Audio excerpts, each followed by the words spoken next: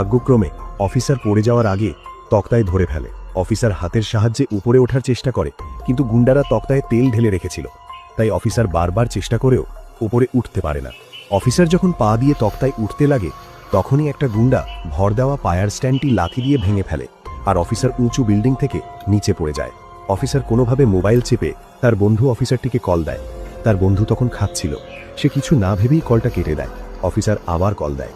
এবার লোকটা ফোন ধরে, কিন্তু দুর্ভাগ্যবশত সেই মুহূর্তেই মোবাইলের চার্জ শেষ হয়ে যায় আর ফোনটা বন্ধ হয়ে যায়। লোকটা খাবার শেষে থানায় যায়। থানায় ঢুকেই ভয়ঙ্কর খবর শুনে একজন অফিসার এসে বলে, তোর ফোন বন্ধ ছিল কেন? লোকটা বলে, ব্যাটারি শেষ হয়ে গিয়েছিল।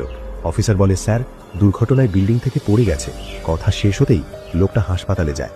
সেখানে ডাক্তার বলছিল, শত চেষ্টার পরও আমরা অফিসারকে বাঁচাতে পারিনি। তখন জুনিয়র অফিসারের চোখের সামনে সব কিছু ঘুরতে লাগে। সে নিজেকে অপরাধী মনে করতে থাকে, ভাবে যদি একবার কলটা ধরতাম, শেষবারের মতো একটু কথা বলতে পারতাম।